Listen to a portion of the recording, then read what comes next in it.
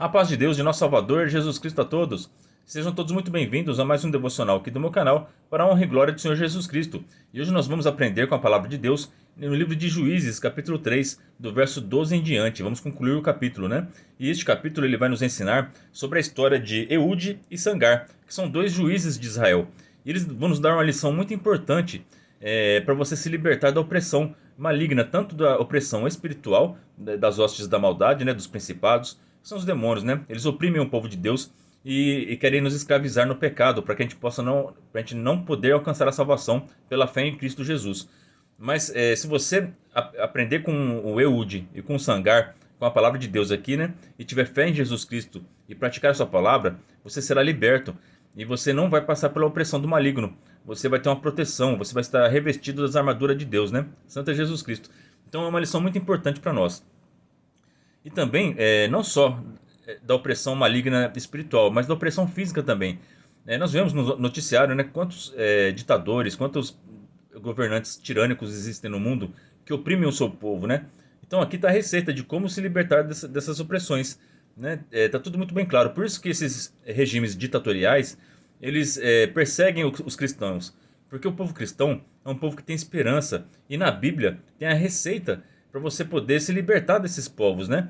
Então é muito lindo, é muito importante isso. Então por isso que eles proíbem a região no Coreia do Norte, se um cristão for pregar lá, um missionário for pego ensinando a palavra de Deus, ele é morto. Porque eles sabem que se o cristianismo crescer, eles não têm como controlar o povo. É impossível, porque o povo de Deus, ele não se deixa submeter por tirania. Ele é um povo que ele conhece quem ele é. Ele sabe que ele é filho de Deus. Ele sabe que ele é livre. Ele sabe que pelo sacrifício de Cristo na cruz, nós somos mais que vencedores, né? Nós sempre temos esperança. Nós não desistimos. Nós continuamos insistindo, lutando. Então aqui, essa história de Eude e de Sangar vai nos trazer lições importantíssimas para nos libertarmos de qualquer tipo de opressão. Amém? Outra lição importante vai ser que Deus usa aquilo que você tem. Às vezes a gente fica pensando assim, nossa, como que eu vou ser um instrumento de Deus? Eu tenho que me preparar, eu tenho que fazer uma teologia. O que eu tenho que fazer para poder ser um servo de Deus melhor, para poder trabalhar na obra, ou em qualquer área da vida, né? Deus ele pode usar você, para Deus te usar, você só precisa querer e pedir para o Senhor, Senhor, estou aqui à sua disposição, me use conforme a sua vontade. E nas suas orações ser dessa maneira. Não importa a sua classe social, não importa o seu poder aquisitivo, nada disso é importante para Deus. Ele só quer a sua força de vontade. Se você estiver com o coração aberto para Jesus, ele vai te usar, tá bom? Vocês vê quando Jesus Cristo chamou os apóstolos, ele foi nos mais improváveis, ele foi nos publicanos, ele foi nos pescadores, ele pegou todos os tipos de gente. Ele pegou Tomé, uma pessoa que só acreditava vendo, né? Pegou todo tipo de gente para poder deixar bem claro que ele capacita. Pedro não tinha instrução nenhuma, ele era um pescador, mas ele se tornou um grande pregador, porque Deus o capacitou com o Espírito de Deus, com o Espírito Santo, como nós vimos no vídeo passado, né? O Espírito de Deus ele nos capacita. Então, para Deus te usar, é só você buscar em oração e meditar na sua palavra. E ele vai te moldando, vai te ensinando, até você ser instrumento nas mãos de Deus, né? E aqui vai ficar muito bem claro na vida do Sangar, né? Vocês vão ver que ele não tinha preparo nenhum, e Deus vai usar dele grandemente para libertar Israel. Então vamos começar esse estudo com a ajuda de Deus e a guia do seu bom espírito, em nome do Senhor Jesus. Verso 12. Porém os filhos de Israel tornaram a fazer o que parecia mal aos olhos do Senhor. Então o Senhor esforçou a Eglon, rei dos Moabitas, contra Israel, porquanto fizeram o que parecia mal aos olhos do Senhor. Então, como nós vimos no vídeo passado, Deus usou o Otiniel para libertar o povo de Israel. Só que após a morte de Otiniel, esse povo já começou a desfalecer na fé. Não seguiu o conselho de Jesus Cristo, né? Orar e vigiar o tempo todo, né? Já começaram a adorar outros deuses novamente, fazer coisas que desagradavam a Deus. E aí, o inimigo se levantou contra eles novamente. Porque toda vez que a gente desobedece, Deus se afasta, porque Deus ele é santo, ele não habita com o pecador, tá bom? Por isso que é necessário a gente estar sempre se arrependendo, sempre pedindo perdão e buscando a obediência. Porque enquanto nós estivermos no caminho da obediência, o nosso Senhor estará conosco e nos ajudará. Mas a partir do momento que nós escolhemos o caminho da desobediência, o caminho largo que leva à perdição, os inimigos se levantam contra você e vocês se tornam alvos fáceis, né? E foi o que aconteceu aqui. Verso 13. E ajuntou consigo os filhos de Amon e os amalequitas, e foi e feriu a Israel, e tomaram a cidade das palmeiras. E os filhos de Israel serviram a Eglon, rei dos Moabitas, 18 anos. Olha só como a prova vai piorando, né? O Otiniel libertou o povo de Israel. Eles estavam numa prova de ficando escravos por 8 anos. Agora, depois da desobediência, eles ficaram agora escravos dos Moabitas por 18 anos. Então as coisas vai piorando, né? Lembra que Jesus Cristo ensinou? Quando você expulsa um espírito mal de uma pessoa e essa pessoa fica com o coração vazio, ela não enche o coração dela com o Espírito Santo, com o amor de Deus, ela continua do mesmo jeito, fazendo as mesmas coisas, buscando o mesmo pecado, aquele espírito que saiu dela volta com outros 7 piores que ele. E o estado daquela pessoa fica pior do que quando saiu a primeira vez, né? Então, quando você se converte, quando você decide servir a Jesus Cristo, você tem que buscar santificação.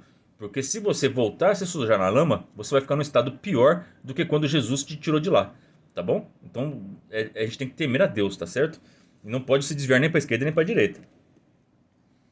Eude livra-os. Verso 15. Então os filhos de Israel clamaram ao Senhor, e o Senhor lhes levantou um libertador, Eude, filho de Gera, filho de Gemini, homem canhoto. E os filhos de Israel enviaram pela sua mão um presente a Eglon, rei dos Moabitas. Então aqui vai começar a libertação do povo de Israel. O Eude, ele ganhou um presente, a nação de Israel deu um presente para ele levar até o rei. E ele usou desse presente para poder. Ele sabia que ele ia chegar próximo do rei. Ele criou uma estratégia para libertar o povo de Israel, né? Então sempre o inimigo ele é vaidoso. Ele lembra o adversário das nossas almas quando ele começou a rebelião lá no céu, que ele, por ser o anjo mais bonito, mais sábio que tinha, a vaidade dele era tão grande que ele achou que ele poderia ser maior que Deus e enganou um terço dos anjos para poder se rebelar contra Deus. Então, o inimigo ele sempre vai ser pego pela vaidade. Então, é um caminho fácil de você vencer o opressor. Ele é vaidoso, né? Então, aqui, eles pegaram um presente e levaram até o rei. E o Eude, ele era um canhoto, ele viu que essa era a oportunidade dele libertar o seu povo, tá bom? Verso 16. E Eude fez uma espada de 2 fios, do comprimento de 1 côvado, e cingiu-a por debaixo dos seus vestidos, à sua coxa direita.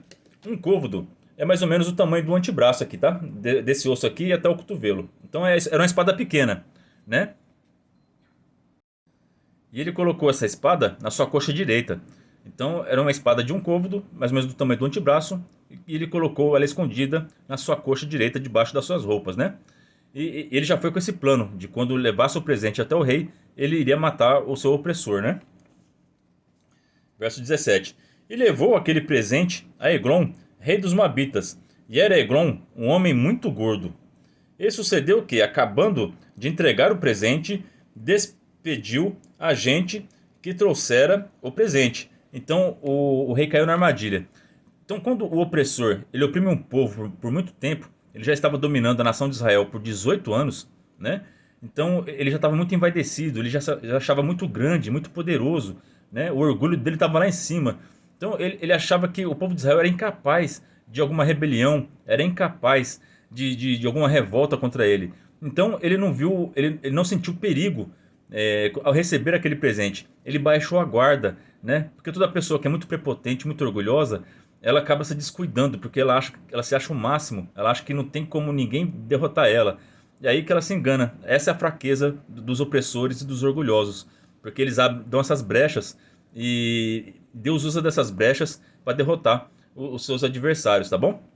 A pessoa cai pela sua vaidade. A vaidade deles leva à sua própria ruína, né? Santa Deus. E foi assim com Lúcifer, e está sendo assim também com esse rei Eglon. Ele liberou os soldados, recebeu aquele presente, não fez nenhuma revista, né? Porque ele não esperava uma opressão. Da mesma forma que muitos países não esperam uma revolta popular, não esperam uma reviravolta, porque eles oprimem tanto o povo que o povo desiste de lutar pelos seus direitos. Mas a gente nunca deve desistir de lutar pelos nossos direitos. Pelo contrário, a gente tem que falar na internet sim, tem que fazer manifestações pacíficas sim. E se no lugar é muita opressão e você não tem nem mais direito da liberdade de expressão, vocês têm que se revoltar sim e tirar esses governos tirânicos, né? Só que quando o governo já tomou o controle por muito tempo, que nem no caso da Venezuela lá, né, o Maduro, o povo tentou fazer eleição, tentou tirar ele do poder, só que o exército está do lado dele, né? Aí é só Deus para ter misericórdia, né? Então, a gente não pode deixar esses opressores tomarem o poder. E quando tomam o poder, a gente tem que lutar com forças, com todas as nossas forças, para tirar esses opressores do poder, tá bom? Porque na época de Jesus também foi assim. É, Roma estava oprimindo o povo de Deus. Jesus Cristo veio e o povo de Israel esperava um libertador físico que libertasse eles de Roma. Mas Jesus Cristo ensinou uma libertação muito melhor, a libertação espiritual. Que mesmo se você está num governo que te oprime, eles nunca vão escravizar, nunca vão tirar a liberdade do teu espírito, da tua alma, do teu pensamento, né? Você sempre vai ter paz, né? Por mais que eles te oprimem, você tendo a libertação de Cristo, você sabe que o seu reino não é aqui. Você não está preocupado se eles estão tomando tua casa, você não está preocupado se eles estão tomando o seu emprego, porque você sabe que o seu reino não é aqui, que você tem um lugar muito melhor preparado por Deus, porque Ele foi nos preparar morada, né? Na casa de meu pai há muitas moradas, e Ele foi nos preparar. Então a gente tem essa esperança, a gente não desanima, a gente não fica triste, e a gente continua lutando. Então tenho essa esperança de continuar lutando, tá? E vocês vão vencer esses opressores, tá bom? Então aqui ele entregou o presente para o rei. Porém, voltou e levou aquele presente a Eglon, rei dos Moabitas, e era Eglon um homem muito gordo. E sucedeu que, acabando de entregar o presente, despediu a gente que trouxeram o presente. Porém, voltou das imagens de escultura que estão ao pé de Gilgal e disse: Tenho uma palavra secreta para ti, ó rei. O qual disse: Cala-te. E todos os que assistiam saíram de diante dele. Então aqui ele usou uma outra estratégia para atrair a atenção do Eglon, né? Então ele deu um presente, ele já abriu brecha pela vaidade do rei, né? Porque ele já não esperava algo mal daquele homem, porque ele levou um presente, né? Toda pessoa que tem más intenções com você, ele começa te elogiando, começa te dando presentes, mas depois ele te puxa o tapete. Então toma cuidado com quem te elogia muito, com quem te exalta muito, porque essas pessoas talvez estejam planejando puxar o teu tapete. Toma cuidado, tá bom? Ora para Deus estar sempre protegendo vocês, tá bom? Então aqui ele falou para o rei que tinha uma palavra secreta para o rei, o qual disse: Cala-te, e todos que lhe assistiam saíram de diante dele. Então ele ficou sozinho com o rei. O rei ficou curioso. Então ele atraiu a atenção do rei com uma curiosidade, querendo falar algo em particular com ele, algo que somente o rei, somente uma pessoa importantíssima merecia ouvir, né? E ele, na sua vaidade, no seu orgulho, ele falou: então essa palavra você trouxe um presente para mim. Eu sou melhor do que eles, e você trouxe uma informação que só eu posso receber. Deve ser uma informação muito valiosa. Meus soldados não merecem ouvir isso. E ficou sozinho lá, e ali Deus criou a oportunidade perfeita para o Eude fazer a vontade de Deus, né? Verso 20. E Eude entrou num cenáculo fresco que o rei tinha para si só, onde estava assentado, e disse Eude: Tenho para ti uma palavra de Deus. E levantou-se da cadeira. Então, lembra que ele tinha uma espada na coxa? A espada era de 2 gumes. Lá em Apocalipse fala que Jesus Cristo também vai vencer o anticristo com a espada que sai da sua boca, a espada de 2 gumes, né? A espada da palavra. Esse é o poder nosso para a gente se libertar.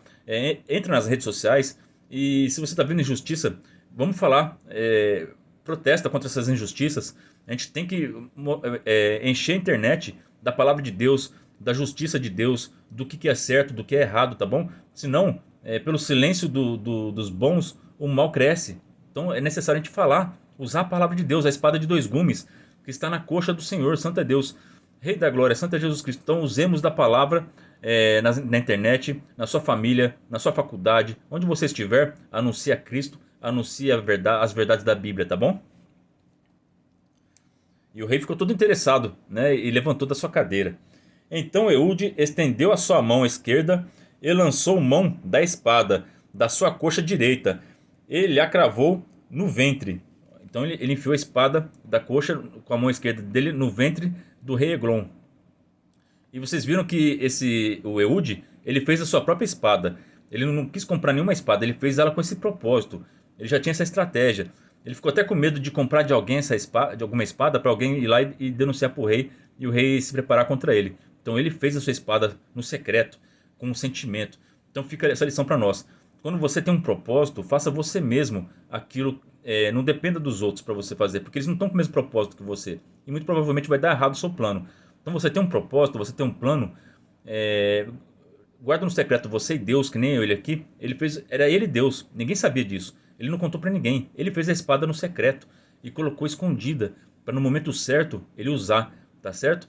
Deus vai usar você no momento certo. O seu propósito ele vai dar na tua mão no tempo certo. Santo é Jesus Cristo, porque você tem um propósito com Deus. E ele viu que seu propósito é bom. Santo é Jesus Cristo. Se o seu propósito é bom, é para ajudar teu próximo. Se o seu propósito é para o bem da sua família, é para o teu bem espiritual, Deus vai dar na tua mão em nome do Senhor Jesus Cristo. Ele vai te dar a oportunidade, que nem deu para ele, e também vai te dar a estratégia para você poder vencer, como Eude recebeu essa estratégia do próprio Deus vivo. Então ele enfiou a espada no ventre do rei Eglon. Ele era gordão, né? Aqui, ó, o verso 22 dá até uns detalhes a mais aqui, ó. De tal maneira que entrou até a empunhadura após da folha, e a gordura encerrou a folha, porque não tirou a espada do ventre, e saiu-lhe o excremento. Nossa, santo é Deus. Então foi bem no intestino ali, e a espada foi tão fundo que cravou a empunhadura. Ele não conseguiu puxar de volta, ficou presa na gordura do rei Eglon. E então ele ficou com a espada cravada ali e caiu morto ali com a espada na barriga.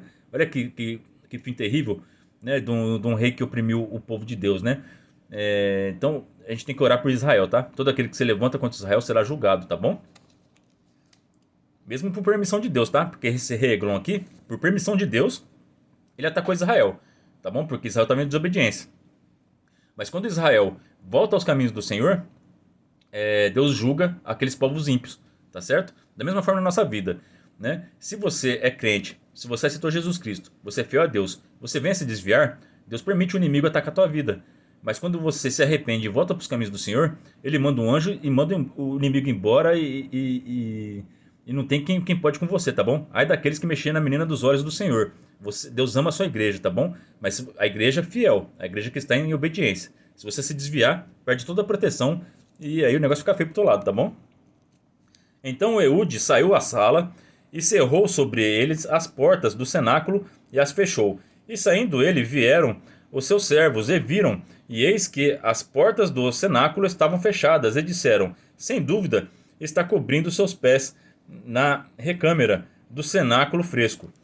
E esperando até se enfastiarem, eis que não abriu as portas do cenáculo. Então tomaram a chave e abriram, e eis que seu senhor estendido morto em terra. Então aqui o Eude ele fechou as portas, né? E saiu escondidinho, quando a gente vai ver aqui pra frente aqui. Aí os guardas ficou esperando o rei.